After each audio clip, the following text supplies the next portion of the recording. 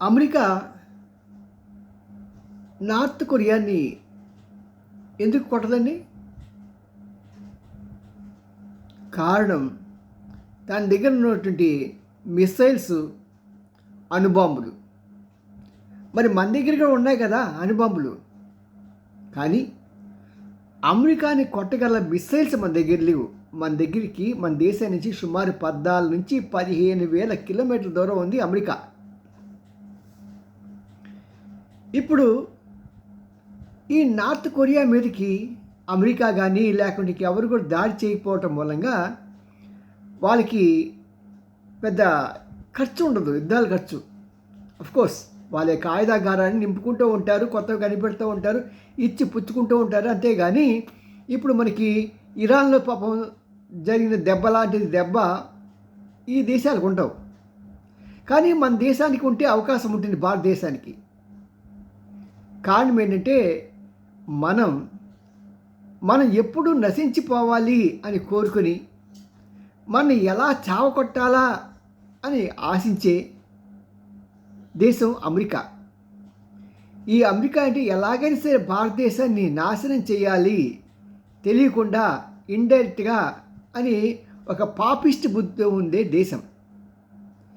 అది మనకి ఏదో రకంగా ఓ పక్కన ఈ మనకి బంగ్లాదేశ్ నుంచి కానీ లేకుంటే చుట్టుపక్కల ఉన్న దేశాల నుంచి కానీ, ఏది కాకపోతే భూటాన్ నుంచి కానీ నేపాల్ నుంచి కానీ ఇంకా పక్కపక్కన ఉన్న ఐలాండ్స్ ఉంటాయి సరే, ఆ ఐలాండ్స్ నుంచి కూడా మనకి దెబ్బ కొట్టడానికి ప్రయత్నాలు చేస్తూనే ఉంటుంది. ఎందుకంటే వాళ్ళకి అమెరికా ఎదగటం ఇష్టం లేదు. అమెరికా ఎదుగుతే రేపొద్దున ఛాలెంజ్ అవుతుంది. అమెరికా ప్రాపకం లేకుండా ఒకే ఒక దేశం ఎదుగుతున్నది. ఆ దేశం ఏది అంటే భారతదేశమే. బ్రిటన్ ఎదిగిందంటే అమెరికా యొక్క చలవ. కెనడా ఎదిగిందంటే అమెరికా యొక్క చలవ. ఆస్ట్రేలియా ఎదిగిందంటే అమెరికా యొక్క చలవ. అదే నెదర్లాండ్స్ ఎదిగిందంటే న్యూజిలాండ్ అమెరికా చలవ.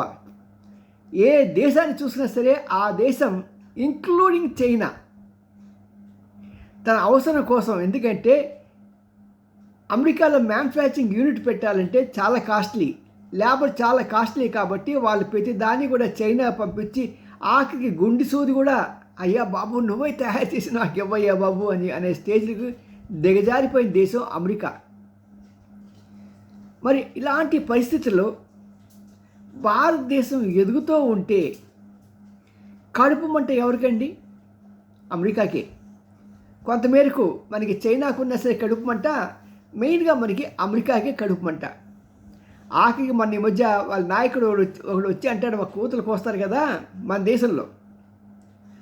మేము అప్పుడైతే చైనాని చూసి చూడనట్టు ఊరుకున్నాము, అది ఎదిగిపోయింది. కానీ ఇప్పుడు మాత్రం మేము అలా ఉండం. దాన్ని ఏదో రకంగా తిరకాసు పెట్టి ఒక యుద్ధం పెట్టో ఏదో ఒకటి చేసి ఆ యొక్క భారతదేశం మాకు ఎదుగుదలలో పోటీ రాకుండా ఉండే విధంగా చూసుకుంటాము అని గట్టి స్టేట్మెంట్ ఇచ్చాడు. సాధారణంగా ఇంతవరకు ఏంటంటే చాలా దేశాలు ఇలాంటి స్టేట్మెంట్ ఇచ్చినప్పుడు నోరు మూసి కూర్చునేవి అప్పుడు ప్రభుత్వాలు. ఇప్పుడు ప్రభుత్వాలు అలాంటివి కాదు, వాళ్ళు గట్టి వార్నింగే ఇచ్చారు.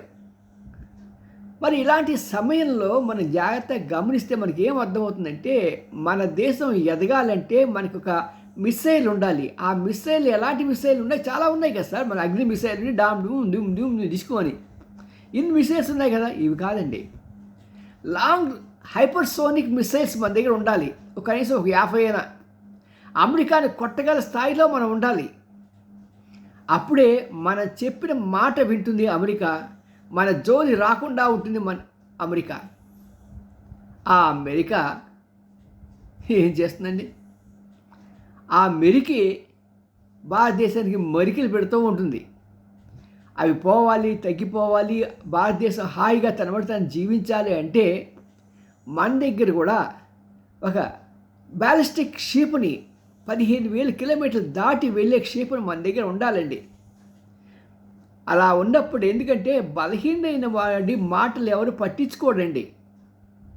బలవంతుని చూస్తేనే దడుస్తారు. ఇప్పుడు మనం చూస్తున్నాం కదా, ఎవరు చూసి దడుస్తున్నారండి? రష్యాని చూసి దొరుకుతున్నారు, చైనా చూసి దొరుకుతున్నారు. చైనా షిప్ల మీద ఎవరైనా ఇరాన్ కానీ అమెరికా వాడిని కానీ దాడి చేయమని చెప్పండి.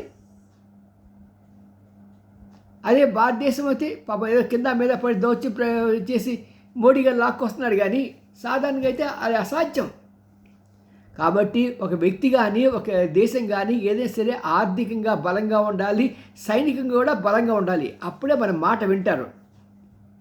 త్వరలోనే భారతదేశం కూడా అమెరికాని కొట్టగల స్థాయి మనకు తెచ్చుకోవాలని ప్రజలంతా కోరుకుంటున్నారు. ఎందుకంటే మనకు యుద్ధాలు వద్దు, మేము శాంతి కాముకులం, కానీ మా దగ్గరికి వస్తే మాత్రం తాట చీరేస్తున్న జాగ్రత్త సుమా అనేటట్టు ఉండాలని మా కోరిక, ప్రజల కోరిక, అభిమతం, ఆశ, ఆకాంక్ష.